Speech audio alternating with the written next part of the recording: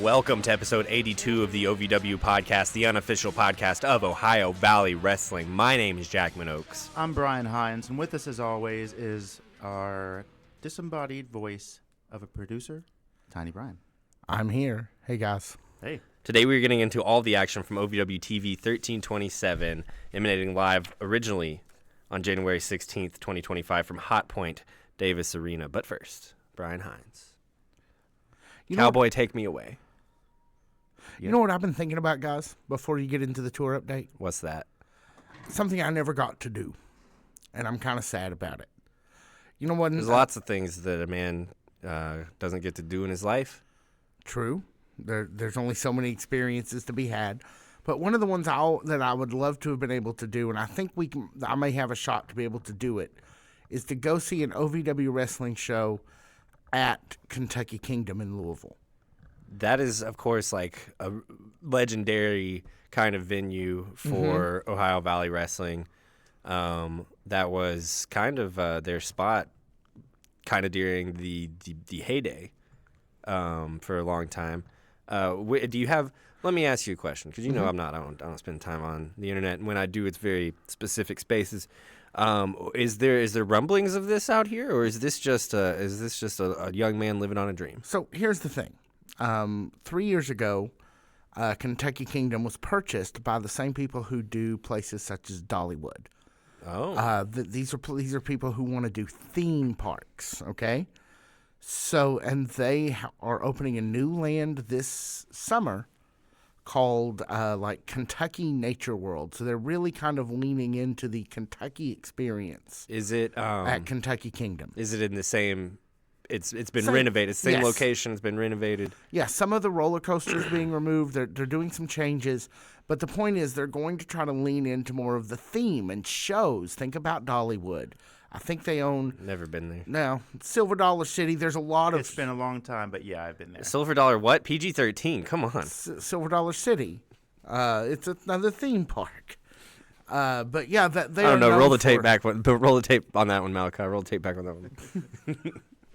So, but here's the thing. I've heard some rumblings in the fan zone specifically about people talking about those old shows and how much fun they were, and being able to do that in the summertime. 3-4 times over the course of the summer and just, evenings. And I'd love to be able to do it. I'd love for us to be able to talk about it. So, I just thought we might put this out there to the OVW fan nation. Is there interest in this sort of thing? What do you guys think? Have you been to wrestling at theme parks? I have not. I am, for what it's worth, never have been a big theme park guy. I feel like Brian Hines, you do not share that experience. I mean, growing up, it was fun. Kings Island guy? Had a lot of time at Kings Island, and always had a wonderful time. I mean, the Brady Bunch was there. They had a great time until Mike lost the big blueprints that he was there to discuss, but that's a whole other thing. Been to Disney a couple times. Been to Dollywood once. When I was little, I went to Cedar Point once. I'm a little older now, so I don't do the roller coasters so much. But young Mr. Hines, not a theme park guy. Who, Trey? Yes. Oh yeah. He has had a great time. We've gone a few times and had fun. I've got a caricature of him and my niece up in Ohio on the wall in my mom's office. So the group that owns this is Hershind Family Entertainment. Okay.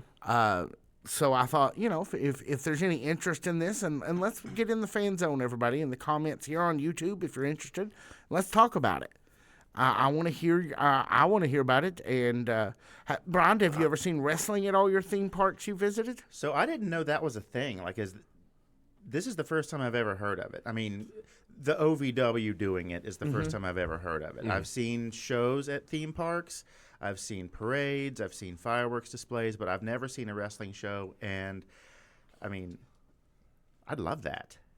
That would be wonderful. That would be like chocolate and peanut butter, I've seen a couple of these shows at these theme parks. I feel so bad for these waitresses that they have up there, waiters and waitresses that they have up there being forced to learn choreography. Like, you know what I mean? Like, these poor people just wanted a summer job. And now they're dancing. And now they're dancing. I thought they got like the folks who wanted to go to Broadway. I thought that was the people. I bet at Dollywood. I bet at some of these, but some of these ones I went to, there's no way any of these people had the delusion of going on Broadway. Well, I mean, I've got another cousin from my Columbus family who I think still works for one of the major theme parks in Florida. Okay. And he didn't go to be like a waiter and then ended up doing that. He went specifically for this purpose and, applied remotely and was accepted. And as far as I know, he's still down there. I just think there's two different levels. You know what I mean? Yeah. There's two different, like a Disney park, something like that, Universal. These are some talented, high quality people. The ones that I've seen, clearly waiters and waitresses. And I'm sure that's the case quite a bit, but not all the time. Not all the time. Not all the time. So Shout out to my cousin Tommy. Would I go more often to a theme park if wrestling was there? Yeah, probably. Sure. I mean, it's a perfect place. We saw it at the fair. Do they have a lazy river? If they have a lazy river, I am down. That is my water park move. Lazy rivers are the only real move, honestly. Once you're past like 25, yeah. Under 25, all the rides are still in play. All the super high, the drops, slides, and log flumes and all that business. Sure, that's all great. But once you hit like our age, lazy river's about it. And do they sell beer at the Kentucky Fun Kingdom Park? If they're doing a Kentucky themed part, I figured it would be nothing but bourbon and horses. It's got to be if they're serving beer. Yeah, I could be convinced to go. Hot brown on a stick at Kentucky Kingdom. Deep fried hot brown on a stick at Kentucky Kingdom with a glass of bourbon and horse rides. A glass of bourbon. Sure. That's an ambitious drink that you're describing. I didn't say I was going to drink it. I'm just saying, if you're going to offer Kentucky combos, there you go. An Ale 8. An Ale 8, yeah. I think that one of the great arguments for Louisville not actually being like a true part of Kentucky is the hot brown comes from there. The hot brown is not a good sandwich, not a good meal. I do eat one about once a year. But you're from Ohio, like it's clearly a Midwestern thing. It is clearly not like, and that's why Louisville, they're technically the Midwest. Kentucky is its own kind of thing. Well, I'm not from Kentucky, and I'm not going to speak on any of this because I don't want to speak. There's one. I've said it before. I'll say it again. I'll go to the grave saying this. There's one day a year that those people in Louisville act like they're from Kentucky, and so they get to sing our song and get real drunk and wear stupid hats. And Rob Gronkowski's in town, and they all get. Everyone's in town. That's the beauty of it. Yeah, but Rob Gronkowski is especially like maddening. Jelly Roll. Listen, we're not getting. I'm sure that there are fans of this podcast that listen to Jelly Roll. We have to go live soon, and we are not spending the rest of the hour and 15 minutes that we have before we go live talking about Jelly Roll. Nope. And if you're going to say something, then I'm going to say something just one time. Sure. OH, baby. What, Ohio? OHIO, national champs. Oh, yeah, you guys did win the national. Congratulations. Well, I mean, I wasn't on the team. No, they don't accept my calls anymore. No. I'm a half a century old almost, for crying out loud. You don't have any college eligibility left. But, yeah, congratulations to Ohio State I'll even give it to you guys. Congratulations to the Ohio State University. Oh, that's gross. You on winning the You're national a traitor. championship. You're a traitor. Oh, Columbus, bitch. one of the most fun towns in the world. Columbus, one of the most fun towns in the world. The Ohio State University is a blight on what would otherwise be a wonderful town. Well, and honestly, living in Lexington, you could say the same thing about the University of Kentucky, but for totally different reasons. All right, why don't we go to break and get back and do this thing? No, let's do the tour update. Oh, yeah, tour update. Sorry. Are we ready? Sure. Are we sure? Let's roll. Okay. Every Thursday, OVW Rise at Hot Point Davis Arena at 6:30. OVW Winter Warfare, New Kensington, Pennsylvania, January 25th, and OVW Tough Love at Hot Point Davis Arena on February 8th. You can get tickets to all of these shows at OVW Tix. That's TIX.com. That Winter Warfare, that's this weekend. Oh, yeah, it is. Oh, and we also know, I didn't add it, but we know that there's going to be an Appalachian Avalanche or Appalachian Armageddon yeah, in that's April. in April. That's in April. Yeah, It's on a Friday, so I think it may not be a pay-per-view. April 25th, I believe. That's a busy month for me. Yeah, I'm not sure on a Friday, that's going to be hard. I'm going to go to New Orleans for the first time that month, and then I'm going to go see the Sailor Moon stage show that month. So, yeah, that's a big month for me.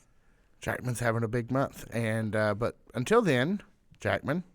We'll be back right after this. Hey, folks, Tiny Brian here with you. I was just with you, but I'm back with you again because we keep forgetting to film actual things to put here for real videos. That would be lovely. I keep forgetting to do the thing I'm supposed to do. Whoa. Michael's voice is much smoother I'm than very that. sorry. I'm not able to engage my diaphragm. You got to go properly. high and low at the same time like Michael does. I don't know that I can do that. I keep forgetting. That's close, yeah. Not in love anymore. Yeah, that's pretty good, yeah. You're making progress. From but where you're you not there started yet. to where you ended up, much better. I'm improving, trying to sing there we like go, Michael McDonald. Bluegrass, Homefront, it's got its own podcast feed. So, okay. That was good. That was a creative. Now back to OVW podcast. All right, welcome back to the OVW podcast, the unofficial podcast of Ohio Valley Wrestling. Brian Hines, let's get into all of the action from this past week's episode, this past Thursday night's episode. We see another chapter in the story, the book of Cash Flow, making his way up the ladder to challenge, I guess, for any gold in Ohio For Valley title Wrestling. contention, yes. Yeah. Is it specifically? I mean, I guess the only one he's looking at is the one that was kind of pulled out national. from underneath Yeah. him. This time, last week was Icon Lee. This time we see Eric Surge. That's right. Still coming off the heels of that real hot performance in the Rumble. Yeah. Eric Surge, a lot of momentum behind him right now. Yeah, and this was a great match. And, I mean, it obviously meant a lot to Cash Flow, but that Eric Surge fella is no slouch. No, man. And somebody that big that can get as physical as Cash is willing to is always a lot of fun to see a pairing like that. Yeah, and, I mean, going toe-to-toe with Cash Flow,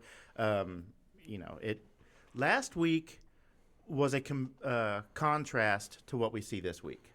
Absolutely. Last week, that was nothing but Cash dominating the whole entire match. But Eric Surge, gave him a run for his money. Yeah, we know Very that. solid performance. We know that, in his usual division, Icon Lee can fare a little bit better Sure. than he did against Cash Flow last week. But Eric Surge is a big dude. Cash Flow is a physical dude. Eric Surge is a physical dude, and we're loving what we're seeing from him. Yes. I think that he was kind of just a guy before the Rumble. Now he's cemented babyface. He's whenever the locker room clears out, he's one of right the there baby with faces there, and he puts in what is honestly kind of till the end a nail biter of a match with Cash Flow. Yeah. But I think if we're getting into the meta, Cash Flow is probably not going to lose one of these one-on-one matches. He's probably not going to lose any of these like preliminary matches climbing up the ladder. If he loses any of these matches, it will be some chicanery, I'm sure. Yeah. Anybody can win on any night. Yes, as we said many times, but I don't see Cash losing on his way back up the ladder. He's very determined. He's pulling out some stuff that we don't ordinarily see. I mean, a lot of times during a match, people will end up in the Tree of Woe, but people don't always put people in the Tree of Woe, and that wasn't the case in this match when he definitely put Eric Surge in the corner and then came crashing into him at the head first. Sure. That's not something you see all the time. That's just shows how focused and determined he is to get back to the top and into contention again. Yeah, well, Bigfoot's still pretty nimble out there. Oh, yeah. Payload 1, 2, 3, though. Yep. And I think that in the coming weeks, that's going to be the story of a lot of these matches, if not all of them. Yeah. Payload 1, 2, 3. That sounds like a great shirt. Yeah. Hey, take it. Sounds like something you would say on a 5%. CB. 5%. Breaker 19, breaker 19, payload 123. Can we talk just for a second about the little video package that preceded this match that basically recapped the Icon match and made it look like a friggin' pay-per-view match? I did notice that there's been some facelifts in terms of that kind of, and I mean you see it for WWE a lot. Some of those like 90s, early 2000s pay-per-views, the recap packages are as legendary as the matches that they're building up to. Yes. So I love to see some of this kind of more, it's different for them. It's not something we've seen in OVW before, but it is an industry standard, and I like to see them dipping their toe into it. I'll tell you what I liked most about it. It wasn't half of the program. Right. You get that from a lot of the bigger guys. If you're watching a 3-hour show on like Monday night or Friday night or 2 hours or whatever, or Wednesday night, some people still watch that. There's a good like half hour, 45 minutes at least of recaps, and it's not as much current events in ring action. That wasn't the case. It was very small, very concise, very well put together, and it led off the show and it set the tone for the first match, and it was fantastic. I think that they've done a great job with the backstage segments, which one directly follows this match between Katie Gannon and Zachary Pittman. Yeah, yes. I didn't want to call him the wrong one, but No. yeah, Zachary Pittman. It took me a second, but Super Z does eventually show up. he does, of course, as he tends to do. But I think he just flew through here. he did. For what it's worth on the recap package thing, I think that like Raw in its current like the Netflix era is kind of moving toward like trimming some of that fat. But I mean that was such a complaint about Raw for so long was like how much talking you see, how much recap you see, how very little action that you actually get to see. OVW has never had that problem. And it's because these are 2 tight hours, like pretty much every single week. There's some, like sometimes you can't do it every week, but like these are 2 well-manicured hours almost every single week. The problem with Raw in the era where it was just recaps and it was just talking segments is they had no intention of ever making it 2 tight hours or even 3 tight hours. They had no intention of ever serving you anything other than slop, to be 100% honest. OVW has much more respect for their fans than like that era, that like 2016 to 2020 era of WWE does, and like that's why you're not going to see half the show be recaps. And if you're watching at home, you can see the difference from your couch. But if you're actually in the audience for an OVW show or one of these other events when they come to town, it's nothing but dead air for like 5 or 10 minutes. How much you have time? No idea what's going on. How much time do you spend at? In all honesty, at one of these big tapings, national companies, how much time do you spend sitting on your hands? Quite a bit. A majority of it. Yeah.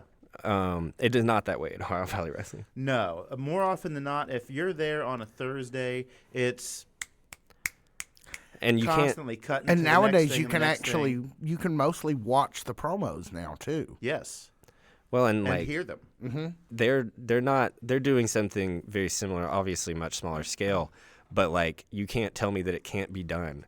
That like you can't fit backstage promo time, you can't fit recap time, you can't fit you can't fit matches, meaningful matches, you can't tell meaningful stories inside of a 2-hour live television program because OVW does it pretty much every week.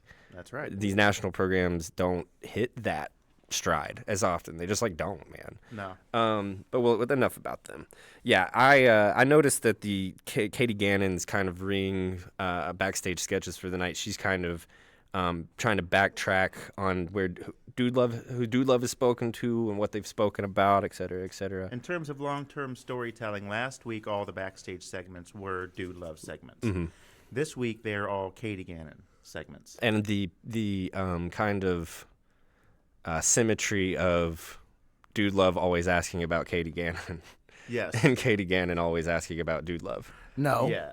She asked about Mick Foley every time, and everybody had to correct her and say, I didn't see Mick Foley, but Dude Love was here.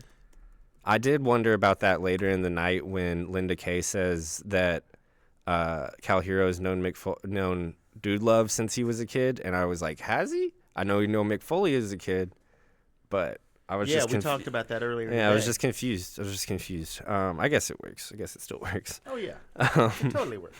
Those guys rode together for a while. Sure. Sure, yeah, Yeah. they know each other. Up next is a match between Evans and De Niro and Los Desafios. They are, of course, the newly minted tag team of Maximo Suave and Hoda Pesos. We're getting a rematch from last week, a run back.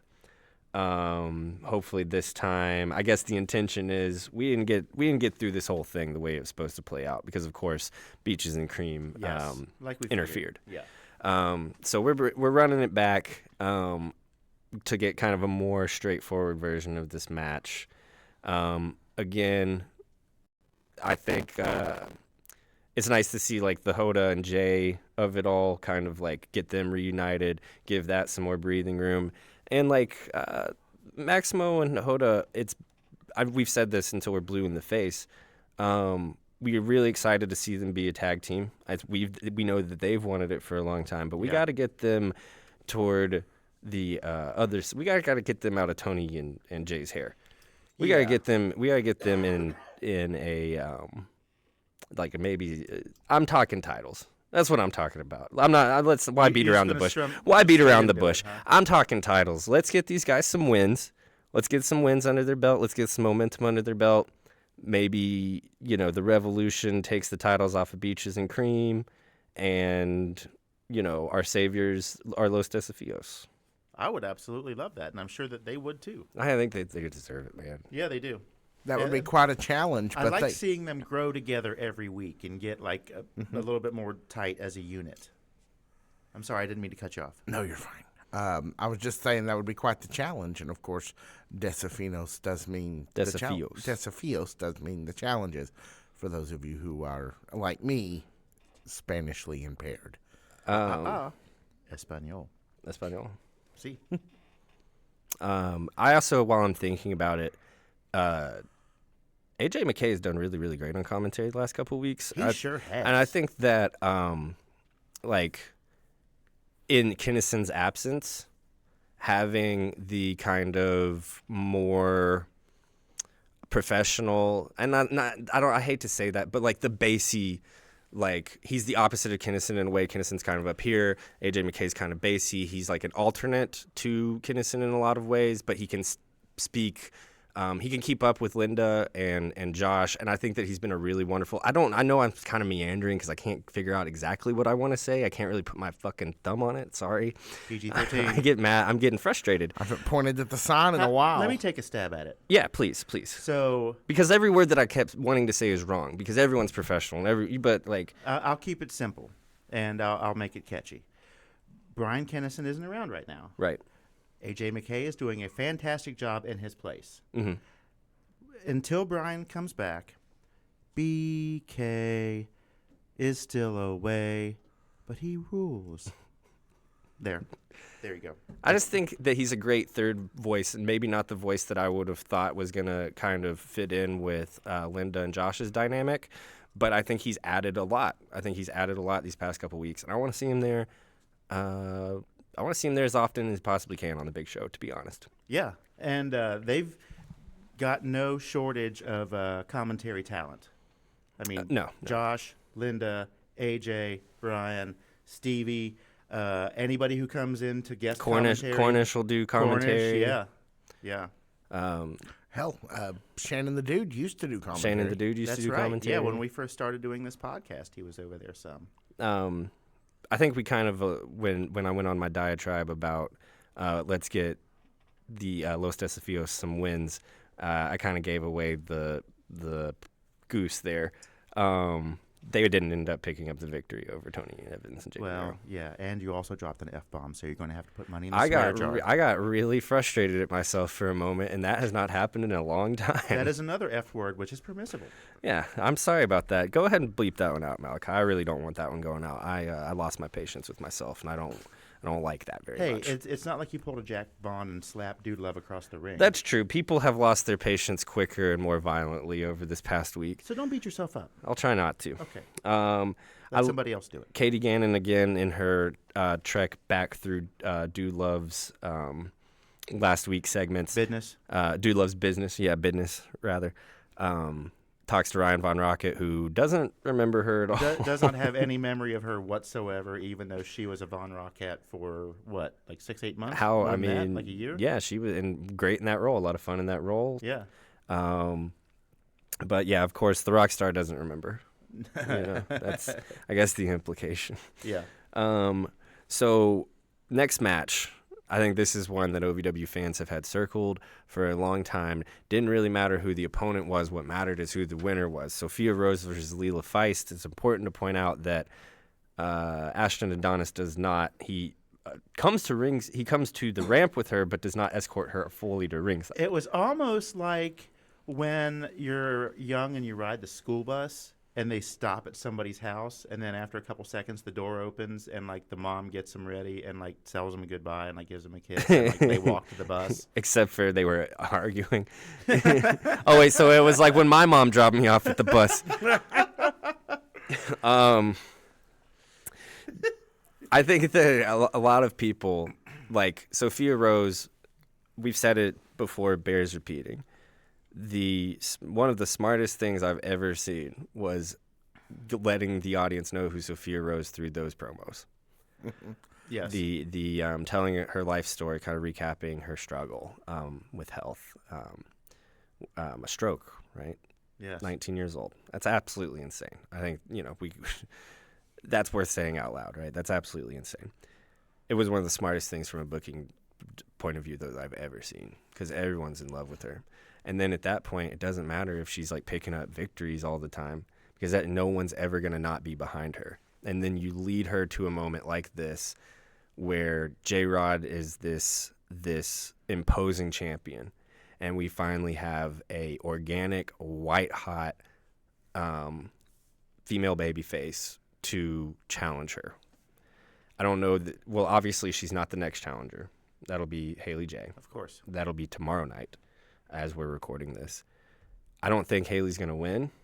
I think Sophia will be the next challenger after that, and I think Sophia will beat J-Rod. And it's going to be great. Sophia's performances over the last couple of weeks have been the best performances that she's had since the All-American Sweethearts. Yeah. She's been great. Definitely her best singles performances that she's ever had. Very, very entertaining, very agile in the ring. I love the cartwheels. Yeah. And the gymnastic stuff. It's all there. It's all there It for is all Sophia there. Rose. The only thing that's missing is a title shot and hopefully a W. After she takes home the win, obviously. Leela Feist, thanks for coming. That was Much improved, though, on her part. Oh, absolutely, absolutely. But It's not like she's a slouch. or from a anything. storyline perspective, Leela Feist sending her out there against Sophia Rose at this point is akin to sending out Icon Lee against Cashflow last week. Yeah, there's Like just getting it down to brass tacks. After the match, Katie Gannon comes to the ring by herself, interestingly enough, to confront Sophia about her relationship with Dude Love. When Sophia tries to talk, Katie cuts her off and claims no one knew her till Mick Foley put her over. Wrong. Katie's mom is probably on an island somewhere.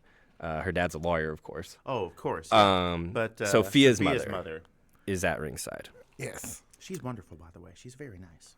Yeah, she's been there for months. She's been coming for a long time, hasn't she? Lily. Yeah. That's correct.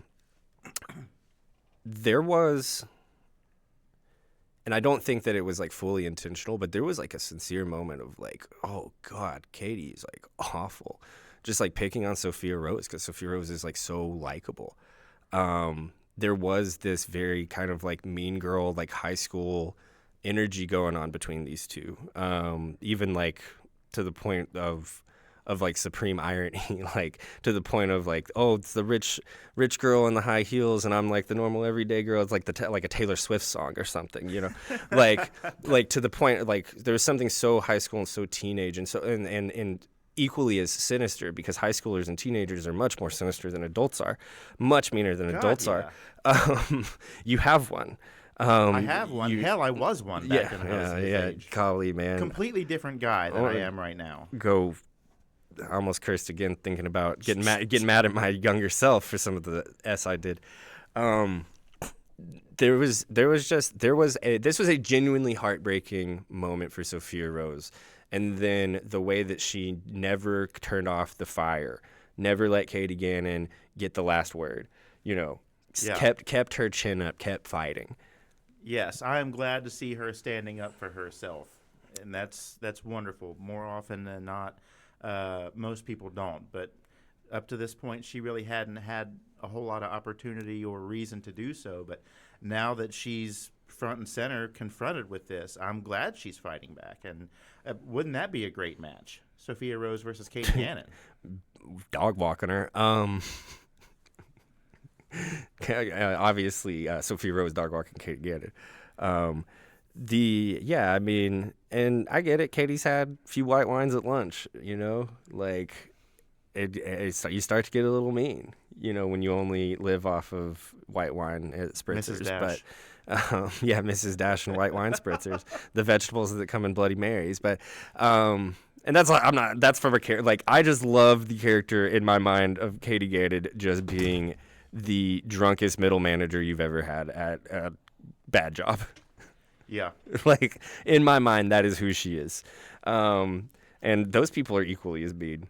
Teenager, it's because they're stuck in a state of arrested development. They never moved on from being a teenager, these middle managers with alcohol problems. Wow, we're getting into some weird spaces today. Moving right along. Yeah, let's move along.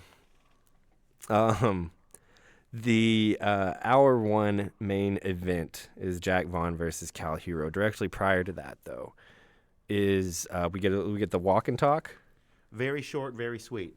Yeah, I think that what worked the most about this was how short it was. Yes. It's obviously the moments directly prior to Cal Hero walking to the ring or entering the ring, what have you. Short, sweet, to the point. Very cocky from Cal Hero. Which is not something you always see. No. But in this time and place, I feel like it was very warranted. Very, very cocky from Cal Hero here. Warranted. An interesting side to his character. A new growth. I enjoyed it. I like when, kind of like back to like the teenager thing. Like he is maturing. He is finding himself. Yeah. This week it was edgy Cal Hero. Right. Yeah. Right. I like that. Next week, he'll have, like, black fingernails or something. Do you think he might become Cal anti-hero at some point? Cal anti-hero, maybe. Will he come out to the Taylor Swift song? I mean, definitely could. He had a quote there in it. Hang on, I wrote it down. Call me good, call me bad, I'm your man. I would have finished that, call me good, call me bad, just don't call me late for dinner. Well, that's how you and Cal are different. Yeah, that's... different. I don't think Cal misses a meal either. Like, I bet he eats like 4 meals a day. He would have to. That boy's working out. That boy's working out. He's expending a lot more energy than I am at this point in the game. Definitely, sure. But I don't miss any meals either. Great little segment. I had Jack Vaughn winning in our predictions from last week, but for a completely different reason. The return of Jamin Olavincia here is really the story of the match. Yes. How excited are you for Jamin Olavincia's return? Imminent return. We talked about it last week. You alluded to it, and I figured, one, you were right, it was coming, but I didn't realize it was going to be here this week. Right. And I am thrilled to see it. I mean, he was a wonderful addition to the Revolution earlier in the end of 2024. And I'm glad to see him return in 2025. He was a fascinating interview for us. One of the best. And I hope that we get a chance to follow up and talk with him again soon about his feud with Cal Hero and all sorts of things, among others, transcendental meditation. Yeah, we'd love for anybody to come down. Jamin Olavincia, anytime. Anybody, anytime. But Jamin Olavincia, we definitely have circled as somebody we want to have back down because I don't think that we got into a third of that guy overall. Oh, we just hit the tip of the iceberg. And things were just better around here for a couple of days after.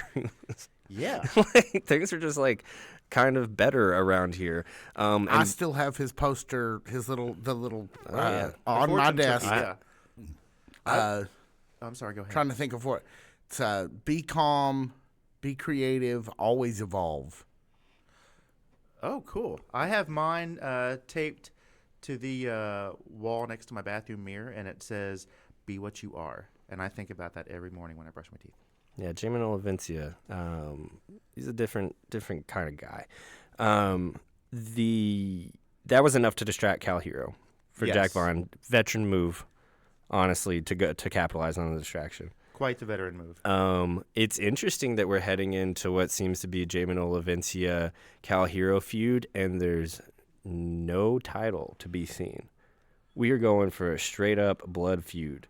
These guys hate each other and can't wait to get their hands on each other. I hope that there's a plunger handy. That's going to be fun. That's going to be really, really fun. And interesting, too, man, because when they were in each other's, paths later in 2024, it was all centered around the title. Yes. But these two guys still clearly have some animosity for each other. I cannot wait to see how Cal versus Jamin plays out. Title or no title, these guys, they got beef that needs to be settled. Not big beef, regular beef. Regular beef. Good, and shout out, good for Big Beef, man. He's doing things. Good for you. I always liked that guy. Up next is a match between Jake Lawless and Anthony Toatelli. And we've been seeing quite a bit of Anthony Toatelli recently. In his past couple of appearances on Ohio Valley Wrestling, the commentary team has really gone out of their way to let us know that he's been around a long time. He's someone that no matter, even though you might not recognize him or he might be new to you, he's someone who is formidable. He has a ton of experience.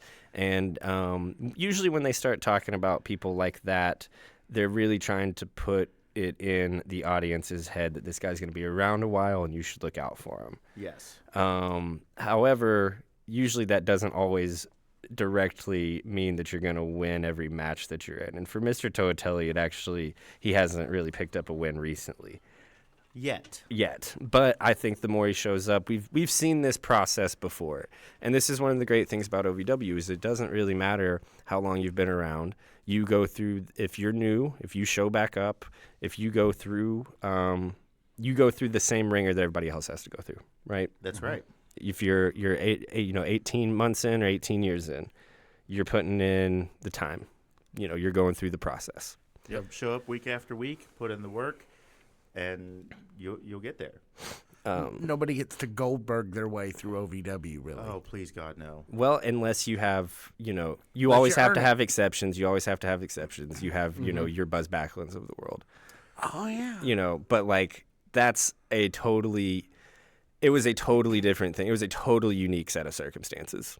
With Will Austin kind of being the perfect person to play Buzz off of, and know how to really keep Buzz looking strong. It was truly an exception. You have to have exceptions for rules. You always have to have an exception to prove a rule. Not the exception. No, that's a different guy. That's a different guy. But yes, I agree with you 100%. Up next, non-title match between lovely Miss Larkin and J-Rod. I would talk about Miss Larkin's backstage promo. I don't really know what to say about it. It was almost like an interpretive dance. It was something. I'm on board with that. I'm not entirely sure what was going on, but it was great. Lovely Miss Larkin has the absolute strongest character in the company. Yeah. I would love for her to come to an interview with you guys where you ask questions and she just answers with what we see in this promo. Interpretive dance? Yeah, there's no words. I do not want to be anywhere near that girl. Well, now I need to bring her here even more. That is going to be a tough interview just because I know she is not going to give a single inch in here. Oh, no, I'm fine. Bring it. Although there's the chance that one of us might. I'm always the one that gets it hard when they do them in character. We might get invisible stabbed. Yeah, we're definitely getting invisible stabbed. Invisible blood. There's definitely gonna be invisible blood. Yeah, but I think it'll be worth it. I have an invisible carpet cleaner. It'll be fine. Oh, good. See, that all works out. I just can't see, and it's because of how strong her game is. Her character game. She's always in character on the internet. I really thought this was going to be the most entertaining match of the night, and it was up to that point. But wasn't the most entertaining match of the night for me. I think it probably was for me. I think it honestly probably was for me. Well, any other night it would be for me. Just because her character work is so incredibly tuned in and so incredibly strong that, like I said, I mean, from the moment we first saw her, we're like, yeah, I hope she's around. Yeah. I hope that girl sticks around. I hope she's not a Rumble one-nighter. One and done. Yeah. She's been great. Can't wait to see more out of her. Just like from a character perspective. And she's pretty good at wrestling too. Like, I could sit and talk about all the character stuff, and I don't want to sell her short, I guess is what I'm trying to say. She's very well-rounded in terms very of physical. what you see on the screen and in person at Hot Point Davis Arena. It's important to mention that Haley J is on commentary, of course, with her key of opportunity in hand. Yes. Always fun to hear Haley J on commentary. She could great. just go. Yeah. She could be a one-person commentary team. She is like a Twitch stream. Team. She really liked Larkin too. Yeah. Oh yeah. Getting a therapy session from her. Well, that was such a funny call. Such a funny call. I really want these two to do a road trip movie together, like in a big convertible Cadillac. What would you call it? Driving Miss Crazy. Oh, Nice. that's pretty good. Yeah, that's pretty good. No, they would. I think that the inevitable kind of mic time that these two are going to have to share, like, just give them an hour. Make it like a Like, debate format. Yeah, no, like, just let them go. Like, those two girls, their character is so locked in. Yeah, I think that they could probably riff off of each other forever and ever. J-Rod takes the victory. I don't think that we were going to question that. We're 1 week away at the time from the Hollywood Haley J match. And that's how we kind of end the segment is Hollywood cashing in her Key of opportunity. And saying, hey, we ain't waiting for tough love. We're doing this next week, Thursday night on Rise. Which is tomorrow. Tomorrow from when we were recording. Today from when no, it'll release later tonight. Wrong. So up next, Doug kind of comes out, and we're having a good old-fashioned body slam contest. Old school. Old school. Yeah. Good old-fashioned body slam contest. I guess it. the most famous one of all time, Yokozuna on the Warship, right? Because of your generation, yes. For me, it was Andre the Giant and the $10,000. Okay, and that's what we have here is That's $10,000. exactly what we have here. So let's run down our lineup here of who's going to be in this contest. Icon Lee comes out. Gotta love Icon Lee's determination. I love your spirit. That's very admirable. But no. I mean, he doesn't stay down for long. No. After cash flow last week, then we see Big Zo. We say, okay, that's more reasonable. Yeah. That could definitely happen. Then we see Eric Surge. Yep.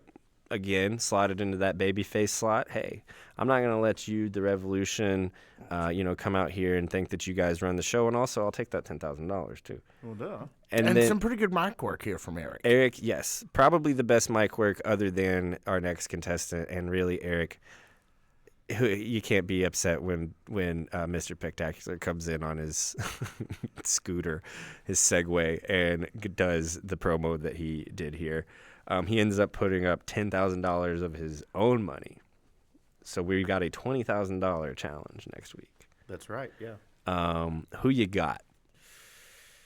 I mean, is it open to anybody or just the people that were part of this segment? I think just these 4 folks.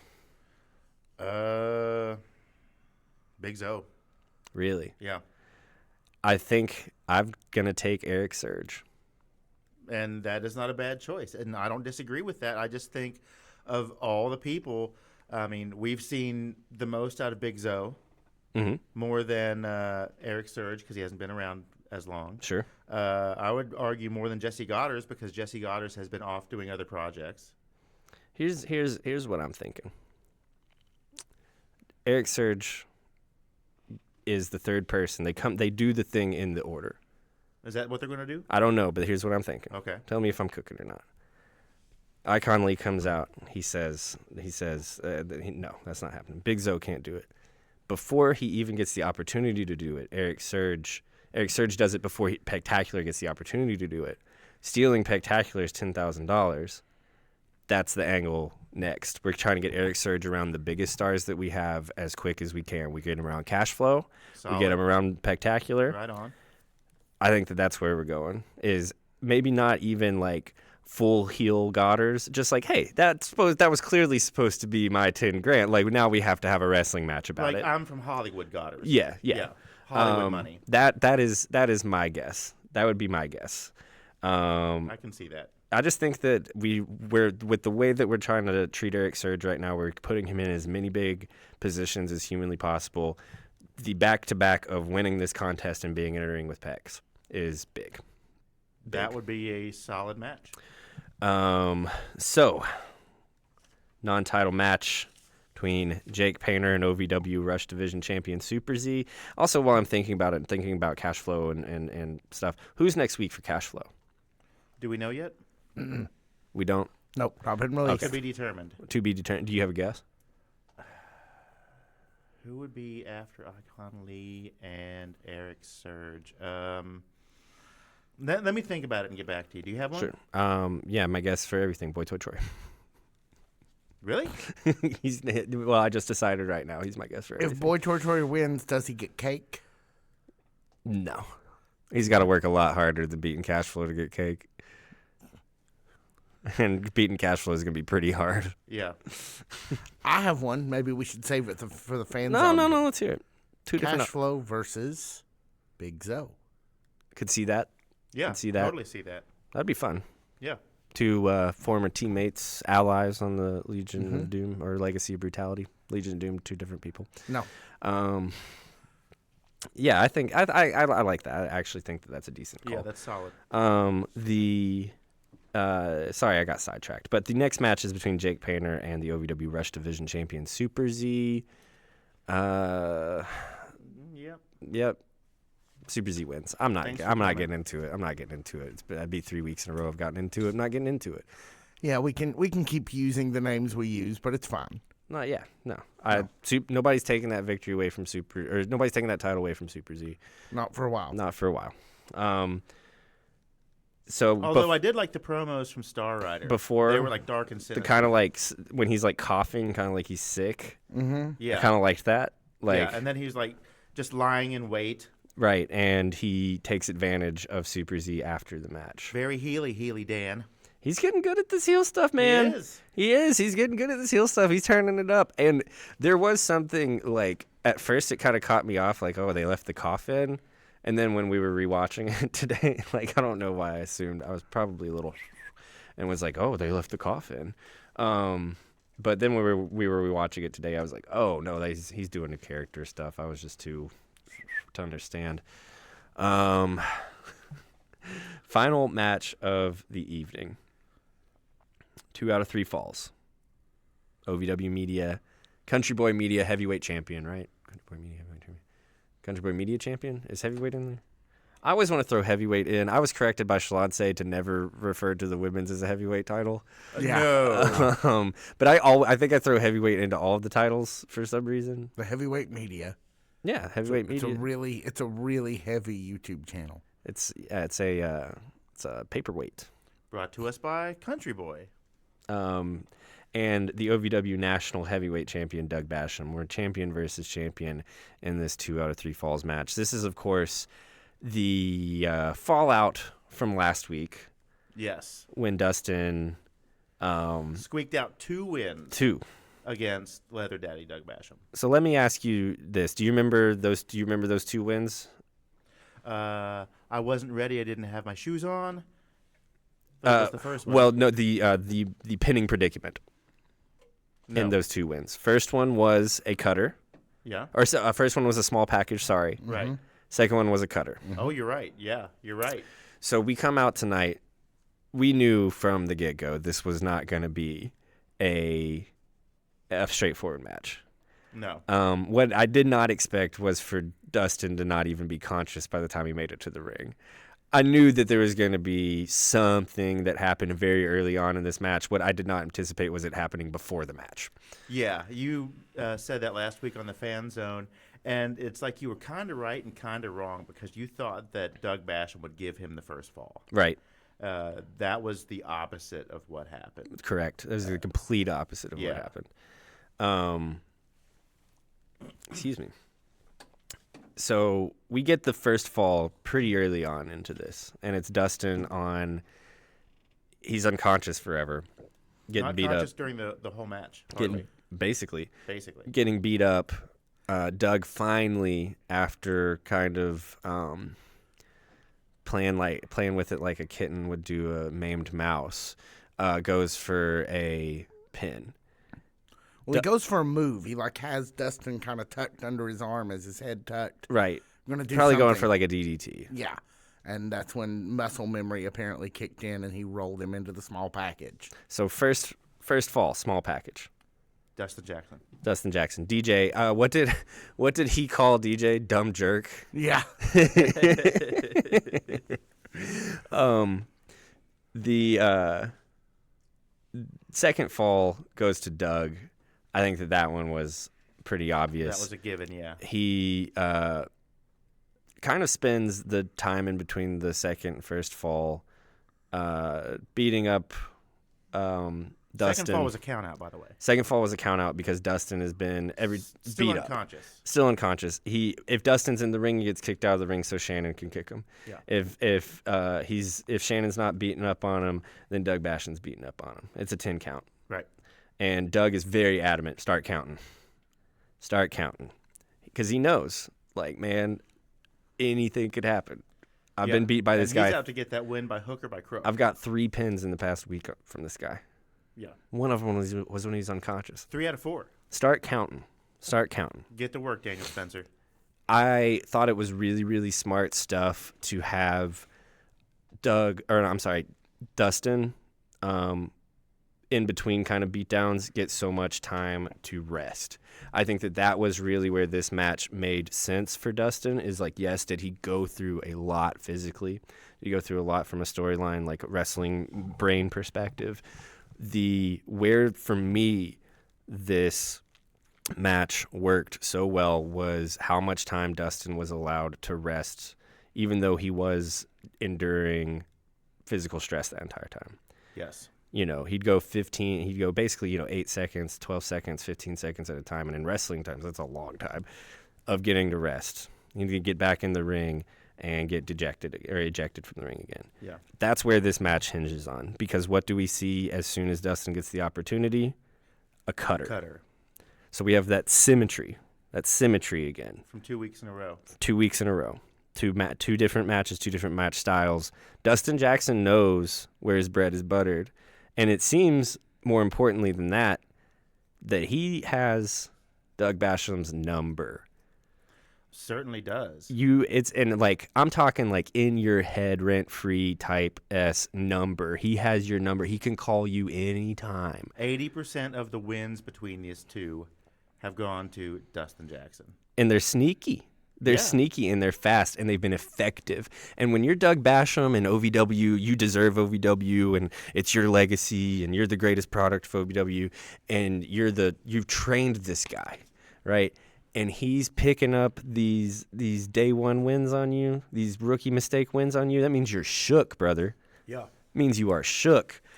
This for me was the most entertaining match of the night. Any other night it would have been lovely, Miss Larkin, but the storytelling in this match, it's basically almost like wrestling a mannequin or a broom or something because he was completely inanimate 99.9% of the time. But bam, 2 out of 3.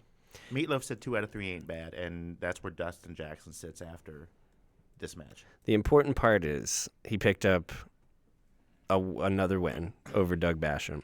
He's all over Doug Basham. We're not going. This ain't going away. No. I don't think anyone saw this feud coming out of the Rumble. I sure didn't. The now biggest in the terms of hierarchy of the belt champion in the company, having a bone to pick with in the hierarchy of the belts, a guy that's much lower down. Still very talented, still deserves it. You know, you guys know how I feel about Dustin Jackson.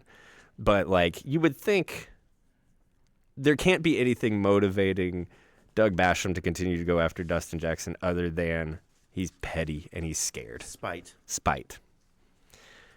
So that kind of wraps it up. If you guys are joining us on YouTube after our show, the OVW Fan Zone Live, we appreciate that. That's going to be the protocol moving forward. These episodes will go on YouTube every Wednesday night at 8 p.m. on our YouTube channel. It's not OVW TV. It's OVW Podcast. Yes. Right. The unofficial podcast of Ohio Valley Wrestling. And we will be back next week. Thank you guys so much for joining us. This has been the OVW Podcast, the unofficial podcast of Ohio Valley Wrestling. That's us. Love you. Love you too.